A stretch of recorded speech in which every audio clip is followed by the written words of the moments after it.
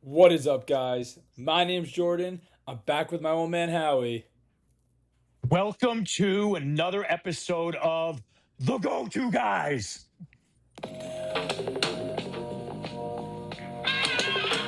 Woke up this morning, got yourself in. Well, that's a really different introductory song. Well, this is a pretty different podcast topic that we're going to be talking about today. It is. It is. Today on GoToGuys, Jordan and I are going to talk about what's widely regarded as the greatest television show of all time.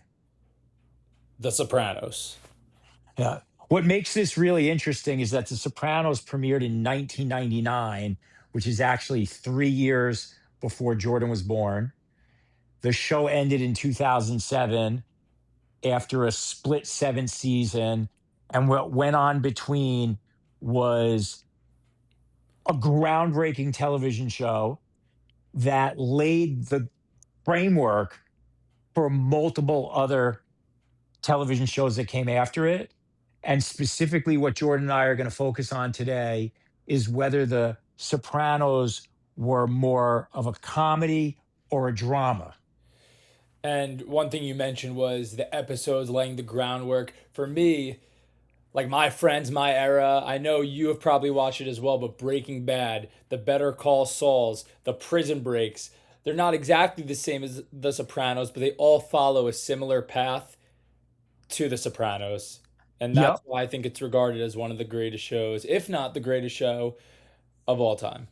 Well, the thing about The Sopranos that always stood out to me is that oftentimes you would get dramatical movies or dramatic TV shows, but they didn't get that deep into the personalities behind the characters.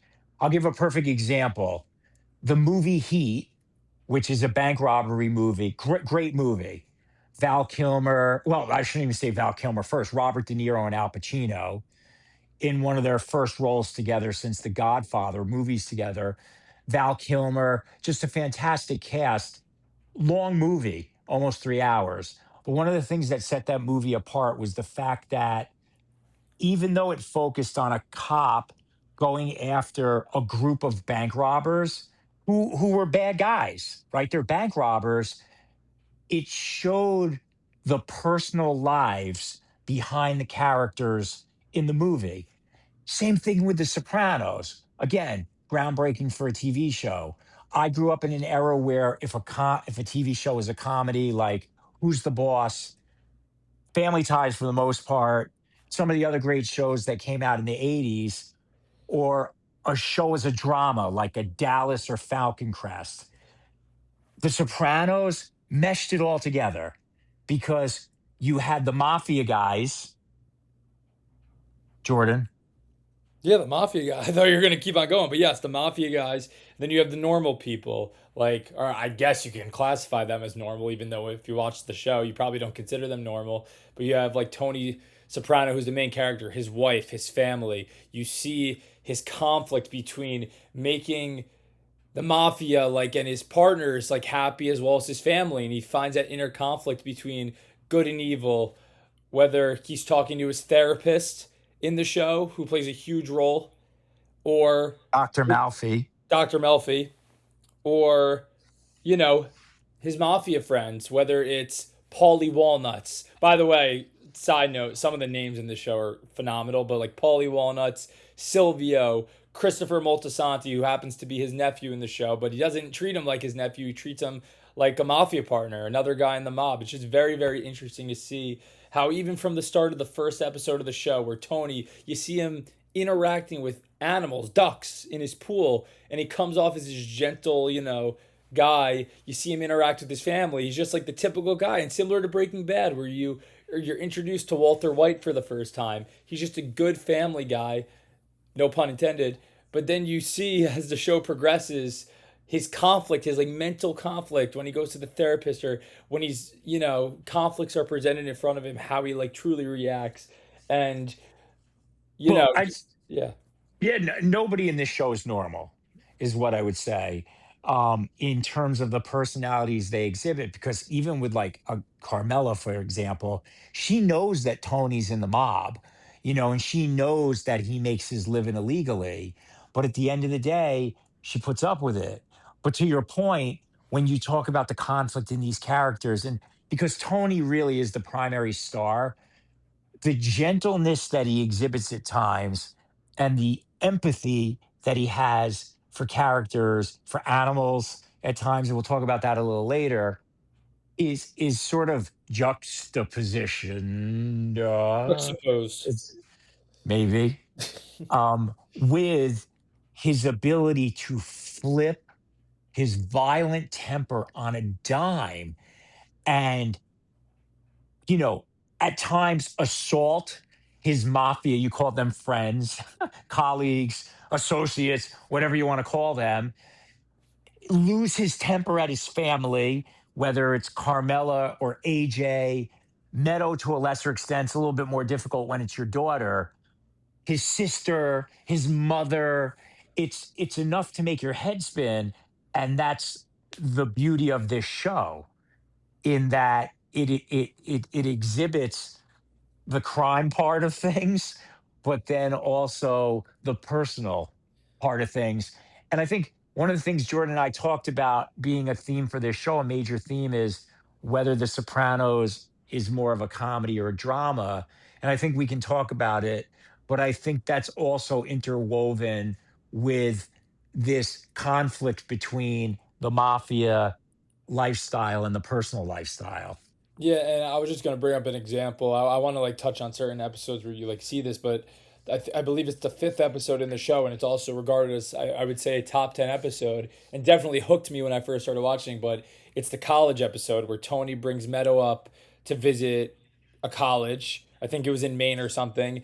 And while he's doing this and supporting Meadow and trying to like give her advice about like college and what she should be studying and helping her or attempting to help her get into this college, he goes on a sidetrack without Meadow knowing, or Meadow might know, to kill a guy or like to track down a guy.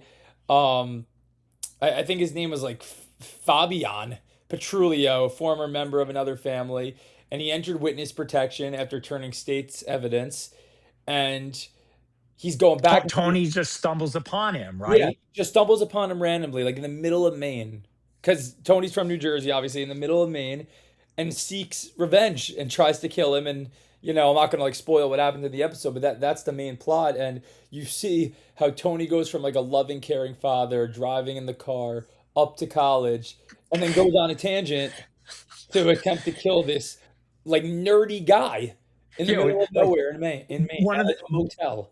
one of the seminal moments in a parent child relationship, right, is taking their child away to school. And like you said, here it is, all that emotion mixed together. Meadows nervous, Tony's apprehensive. Obviously, it's difficult on Carmela.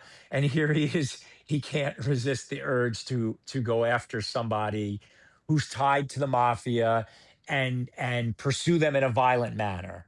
So I think that is a perfect example of what goes on in the show. And going back to the whole drama comedy thing, you know, no surprises here. I wholeheartedly think that The Sopranos is more of a drama that just happens to have comedy, because even when comical moments happen, they're not necessarily intentionally comical. It's just what's taking place between characters that comes off as funny. And Yes. I'm going to jump around. So I'll go to the Pines Barrens episode, which for me is one of the funniest episodes in TV history. But at the same time, the comedy comes out of situations that the people in the mafia find themselves in. Now this episode, it focuses, Tony's having an affair at the time with Annabella Ciora, which he had multiple Goes affairs during goes the by show. Gloria Trillo in the show. Yes, Gloria. And then, Paulie and Christopher are sent on a mafia related mission to collect money from a Russian mafia guy. Not even a mafia, like a cadet, like a soldier or something. I don't even know. Well, he was a former soldier, and Yes. that's part of the comedy in that when they try to describe what this guy did in his military career, he was like a Chechen. He was supposed to say Chechen rebel, and when Paulie was communicating it with Tony, it came across as like you know, Tony interpreting it to be, oh no, Tony talking about him being a Chechen rebel, and it's a bad connection on the phone, and Paulie interprets it. The guy he's saying to Christopher that the guy's an interior decorator, and and that's like intimidating. But basically, Paulie and Christopher find themselves, and you could add a little bit more of the description. They find themselves getting in a fight with this guy at his apartment, and then basically Tony tells them to get rid of the body. He doesn't want to know from it; it's their problem. So they try to figure out where they want to go to bury the body. And I forget, where did they end up, Jordan? I Well, guess the name of the the episode was the Pine Pine Barrens. Barrens But the in thing southern New Jersey. yes, and it just happens to be Pine Barrens is almost like a discrete area of New Jersey, but it's also a blizzard, or not a blizzard, but it's super snowy outside, just No, there was snow on the very ground, and cold. it's cold. It's just miserable. And when they go to bury the body, the Russian ends up escaping, and the Yeah, whole he wasn't episode, dead, basically. They didn't kill him. He was still alive. By the yeah. way, reminiscent sidebar, reminiscent of Billy Bats and Goodfellas, but that's a topic for a different day. But yes, the Russian escapes. They're trying to tell Tony. Tony's dealing with his affair, and Tony tries to resolve a rocky relationship with Gloria Trillo, who he's having an affair with. Ends up going to her house. Then he tells her he has to leave, and she throws a steak, A a pot pot roast. roast at his head, and then Tony and another member of the mafia. Bobby Bacala, his brother-in-law at the time, Yes, Steve Sharippa. Bobby Bacala, who's watching out for Tony's uncle Junior, goes out with Tony to try to not kill the Russian, but to save Paulie and Christopher from freezing to No, death. well, to find them, but like even when Bobby shows up, Tony calls Bobby to come help him. Bobby shows up and like he's a hunter, so he shows up in this hunting outfit. Tony bursts out laughing. And then Bobby makes a comment like, "Why does it smell like beef around here?" And Tony's like, "I don't want to talk about it," because he got hit in the head with this pot roast by Gloria. But then, you also have Christopher and Paulie freezing because when they went to bury this guy, they weren't dressed properly. They didn't have gloves. They didn't have heavy jackets on. They're stuck in like an abandoned van. They're making like they're starving. They're like turning on each other. They find like packets of condiments like Ketchup. ketchup and mayonnaise and mustard, and they're like fighting over it. And then Christopher goes to basically take a piss, for lack of a better way to put it, on Paulie's side of the van, and Paulie's yelling at him, "Don't piss on my side of the van," almost like it's his personal area. And then they start threatening to kill each other, and then it's like, calm down. But again, none of this is necessarily intentionally funny. It's just the characters interacting with each other in a situation. But it's just hilarious in the interactions at the end of the day. And I remember one of the funniest parts of the episode is after Tony eventually picks them up and drives them back. And by the way, he says, "You guys better be sure this guy's dead, because again, if not, it's your problem." And they're so cold and hungry, they don't even want to stick around to try to find the guy. But when they're in Tony's car driving back on the Garden State Parkway, Paulie has some mayonnaise from the condiment packages during the night on his top lip. And Tony like looks in the rearview mirror and he's like, "Mayonnaise." And Paulie's like, "Huh?" And Tony, like more sort of vibrantly, is like, "Mayonnaise," like pointing to his lip and stuff until Paulie figures it out. Yeah, just a great episode. But Really, one of the most memorable ever. and one thing they do well in The Sopranos, continuing like the drama comedy aspect, is they'll reference stuff from prior episodes. So where I'm going with this is later in The Sopranos, after this like Pine Barren situation takes place, Christopher Moltisanti is a big druggie, likes to do drugs, whether it's heroin, weed, cocaine, just constantly does it. And it not only impacts his relationship with his girlfriend or soon to be wife, Adriana, who's beautiful. And I think, you know, fair to say Christopher hit big when finding a partner, but it ruins his relationship, the drugs. It ruins his relationships, not just with Adriana, but also Tony and the rest of the people in the mafia. So they end up having an intervention with Christopher in another episode, and it just centers around each member, whether it's Tony, Adriana, Tony's wife, even Christopher's mother was there, and then you got Paulie and Silvio, almost like taking digs at Christopher, trying to get through to him about his drug problem, and it just turns into a total disaster. And I think you could speak on, when it's supposed to be a serious moment, almost like the drama that we're debating whether it's a drama or like a comedy. It's supposed to be like a drama filled episode. You're like on the edge of your seat, seeing like what's gonna happen, what are they gonna say, and then it turns into a disaster.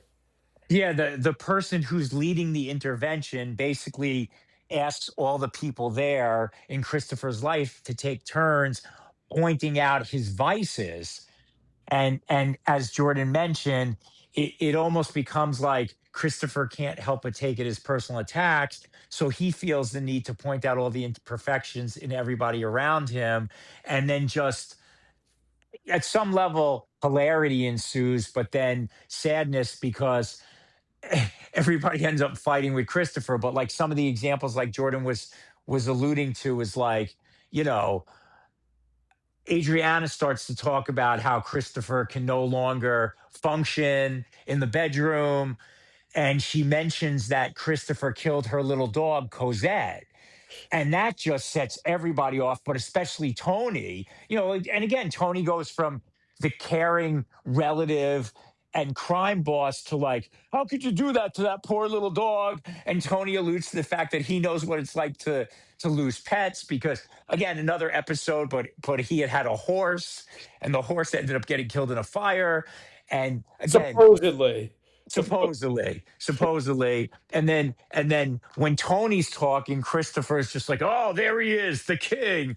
He eats so much he's gonna have a heart attack from the cholesterol, and then starts alluding to Sil. We haven't even mentioned Silvio having affairs and stuff. And at one point he calls his mom a stupid whore. I mean, it's genius. It's actually genius, but it's drama that's hilarious.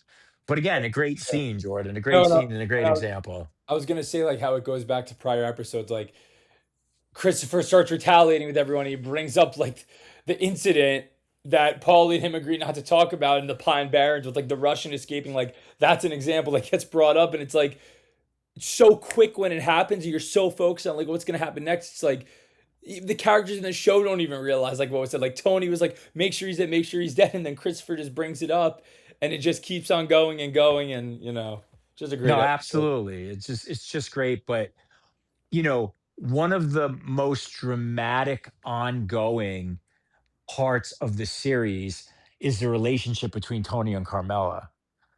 Right? I mean, because obviously Tony loves Carmela. They've been married for a long time, beautiful house, kids, but Tony is far from perfect. He has his He gumas. he has multiple gumads. Carmela's almost like somewhat aware of it and accepting of it, except when it gets like thrown in her face or it like even enters the household because there's an episode where one of Tony's affairs actually calls the house to talk to Carmela, and like that just makes her lose her mind. Like, Tony, how could you do this and bring it into our household? And AJ picked up the phone. Whereas if she wasn't aware of it, it's almost like see no evil, hear no evil. But I think Jordan, I think you would listen. They won a lot of awards, but just Yeah. that volatile relationship between the two of them is just it's really amazing acting. Yeah, and I was gonna say that episode you're alluding to actually happens to be my favorite episode. It's the last episode in season 4, White Caps. And like the main plot of this episode was like Tony, the family was gonna buy a beach house, I think, or like a house on the water. And Tony had an affair with this Russian woman in the past, like in prior seasons, and then ended up sleeping with her cousin who had one leg. And prosthetic Yeah. limb. Yeah, which was another storyline. And she actually was the caretaker or caregiver, or whatever the proper term is, for Tony's mother, who he also just hated when she was, at the beginning of the show.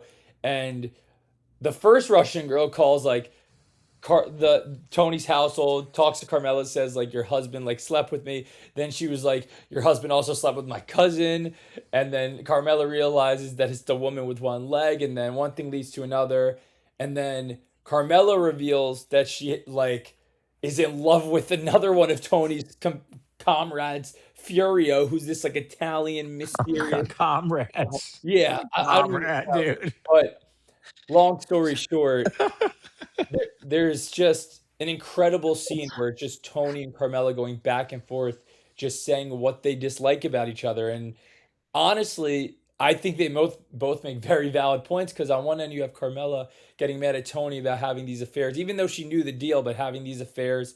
Tony doesn't let her like do anything. And I think she alludes to like her not being able to get like a real estate license. Like Tony's like, just sit back, relax, don't talk, like I'm paying for everything. But then she says like how he goes out and like sleeps with everyone, you know, and she wants to do stuff on her behalf, but Tony doesn't let her, even though Tony complains about her doing nothing. But the reason Yeah. she does nothing is because Tony tells her to. So it's just like a constant back and forth. And, you It's just know, like he's almost intimidated by any hint of independence on her part. yeah. And I think he like, I don't, it's not like directly stated, but one thing that Tony hates in the show is his mother. And a lot of the people he has affairs with, he's like, kind of act like his mother. And it even gets brought up one point when Tony's having the affair with Gloria, who we mentioned earlier, like how he saw his mother in Gloria, which like at first brought him in, and then, brought him away. And yeah. Yeah, and by the way, just to mention, you're listening to the go-to guys, Jordan and Howie. We love having these conversations. It's amazing to me that I can have a conversation about this show with my son, who's 30 years younger than me. And by the way, we are still looking for our first sponsor. So anybody who's interested in sponsoring the show, please reach out. And again, we're talking about The Sopranos and anything and everything that show brings to the table from the standpoint of comedy and drama, and one of the greatest shows of all time. Jordan, another point I wanted to get into a little bit is that, again, when you're in the mafia and you see the relationships between the people in the mafia, or the comrades, as you refer to them as, um, is how these relationships, these guys spend so much time together. They steal money, they beat people up, but at the same time, as the show goes on, a number of these guys get whacked because that's the nature of the mafia life. No need to spoil who gets whacked. But, Well, why not? I mean, I think well, the discussion is mostly for people who have watched the show, so we could certainly discuss. then I think everyone we could everyone gets discuss. whacked. Well, not everybody, but I think we could talk a little bit about some of the more dramatic whackings, for Yeah. lack of a better way to put it. I mean, especially you know early in the show, you had like Big Pussy, obviously, but then later in the show, it was some of the main characters. If you want to talk a little bit about that, you can talk about Big Pussy, and then also some of the later, longer, you know key characters, for Yeah. lack of a better way to put it. Yeah, I just think starting off with Big Pussy, like he was probably the first main character that you grew like a connection to, Agreed. where Totally agree. you see the first death, and I'm trying to think of like a similar. But you even see the pain and the struggle that Yeah. Tony and the guys go through when they find out he's like basically a mole for the federal agents. Yeah, and you see like he brings him out onto a boat. Tony, Silvio, Paulie bring him out onto a boat because Tony convinces him to come to see if this is a boat that Tony should purchase, even though he's lying. And they go out there, so they're in a secluded area in the middle of the water to kill him and then drop his body. But I think that's like the first death in the show. You're just like, damn, like that's Yeah. and that was only I think season two. And then as the show progresses, you have people, getting whacked. Even Ralphie, this guy Ralph Cefaretto, who's Yes. probably one of the craziest guys in the show. In any show, in Just any any show. show, and he reminds me of Teabag from Prison Break. Just a bad guy, like not nice to anyone, makes fun of people, just is a total asshole. But he's funny in some ways, and it's like it's a guy that you would just hate being around in real life, but it's that mystique that he like brings to the show, and like what he does that makes him so great, and that you feel a connection to him, even though he's a terrible person. And the crazy part is Tony ends up whacking him, so it's like He it's doesn't even whack him. He like loses his yeah. temper. But by the way, can I just Yeah. mention Ralphie is played by an actor named Joe Pantoliano, who is a character actor that's been in. He was in a movie called Eddie and the Cruisers. He was in The Fugitive. He's just always played these great roles. But like this role, he was just perfect. Like Jordan said, he was just so volatile. It was the epitome of like the loose cannon mafia guy, but he could be really fun to be around, and he was a great earner. But at the same time, the violence that he committed, like He like killed he a prostitute. yeah, yeah, killed a prostitute, a young girl who was pregnant.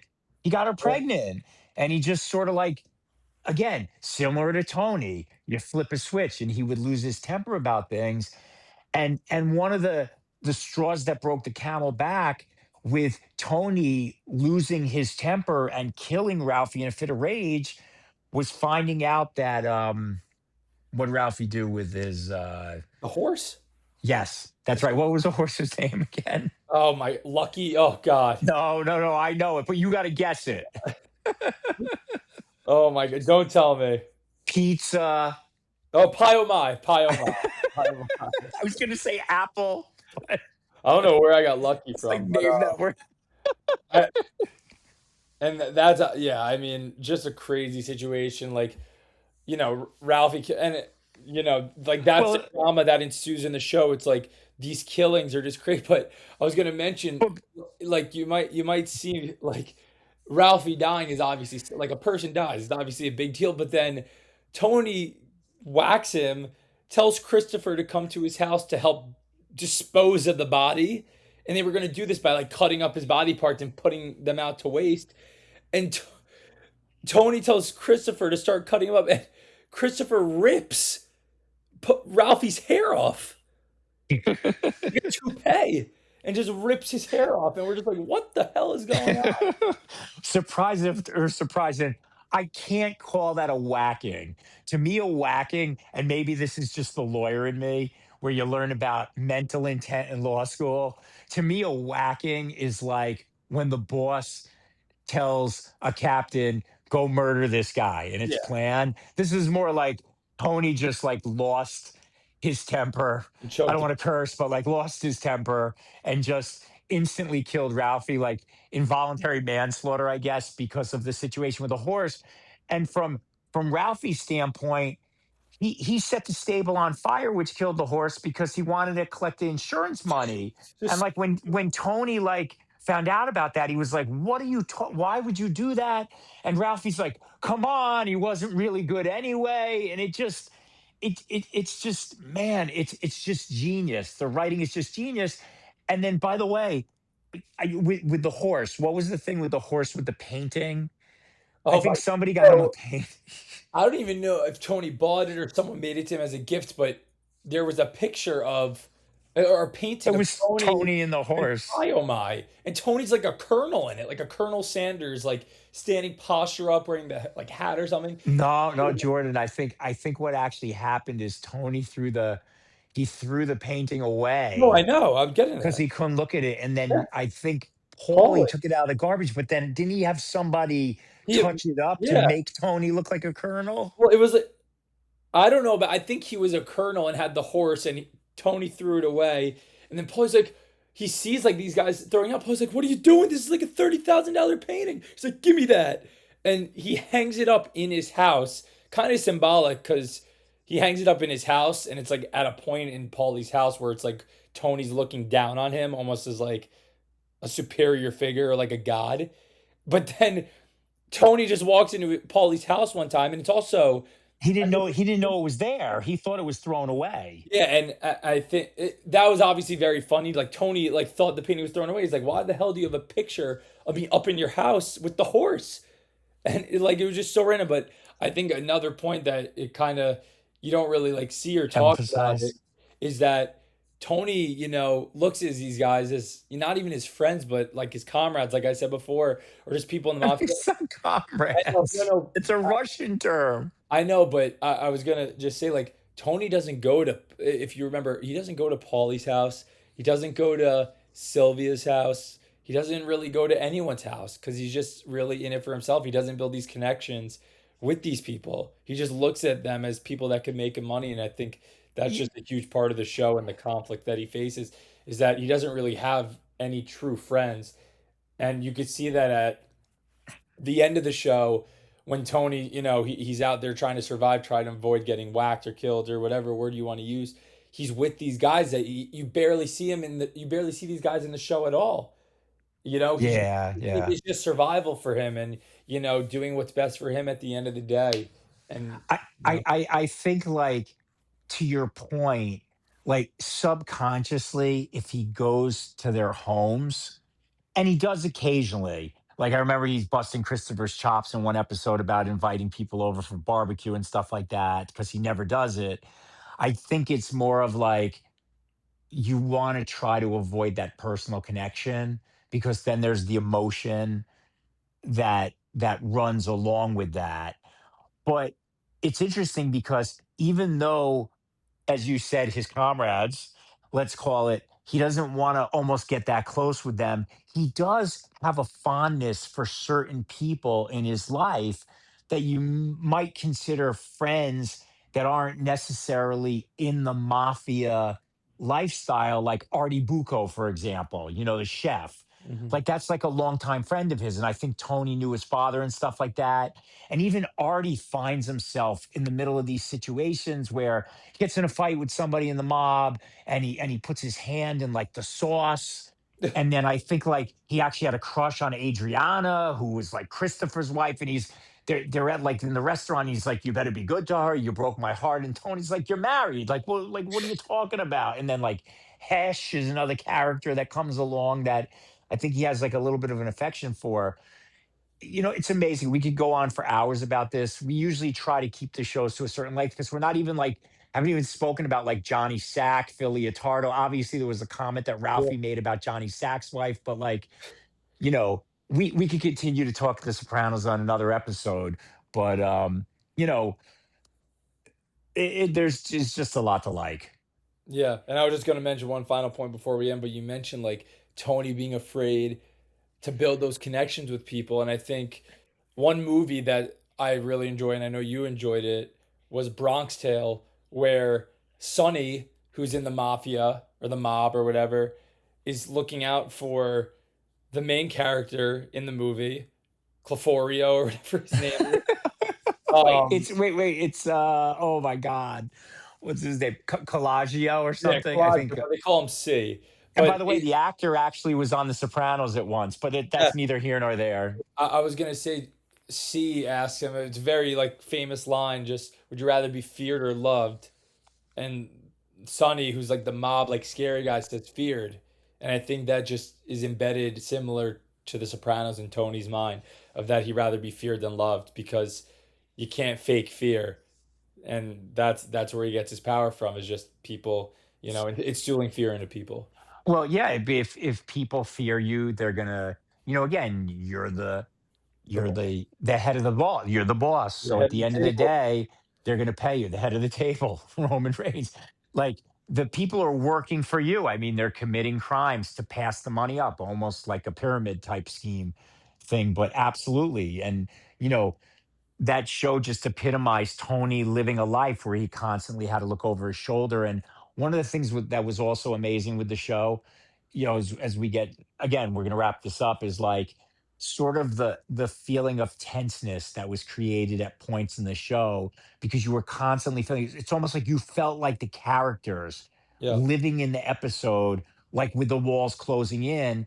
And that feeling was magnified as they got closer to the end of the show. And like, I don't want to say Christopher died. Tony actually ended up killing Christopher. Sil got shot. Bobby got killed. And then there's the big debate about what happened in the last episode, which I would probably always go back to. I think the intention was that Tony got killed, but like, you couldn't help but feel like that tension, almost like you were living the life, because you're invested in these characters and you're just thinking, well, when's it going to happen? Is it going to happen? Yeah. But just amazing, amazing. And it's just so, again, so cool. Jordan and I will just talk about this stuff, and our my brother-in-law, Jordan's uncle Richie, who's a little bit older than me, a couple years older than me, like he lives and breathes the Sopranos. He's watched the whole series, which many big fans do. They watch it over and over because it's like the gift that keeps on giving. You always notice new things, you remember the memorable things, but it's just, again, it's a timeless show. Agreed. Agreed. Yeah. That's So great. no, pretty cool, pretty cool. So again, I go back to, I say, more drama than comedy, or a drama that has comedy. And That's what do you think, Jordan? 100%. 100%. Yeah, it's just great, and probably the greatest show of all time, or one of them. And I'm sure on another episode we'll be talking about many other shows and many other topics. You know, where again, even though the Jordan and I have like 3 decades in between us, we still enjoy the same things. So. Indeed. So thank you, everybody. Appreciate you tuning in for another episode. Of the go-to Uh, guys. Tell your friends. Oh, I thought you were gonna say the go-to guys in your voice. I thought you were just building it up. I am gonna say it. I am gonna say it, but I was gonna say, please, follow our link. Tell your friends. We're gonna be starting a YouTube channel soon, expanding the empire. So hopefully those sponsors will be lining up to help fund the expenses, but we really appreciate it. And oh yes, and tune in next time for another episode of the GoToGuys. Nah, you got to finish on a good one. Oh, that wasn't good? You got to put some passion into it. Tune in next time for another episode of the GoToGuys. He killed 16 Czechoslovakians. Interior decorator.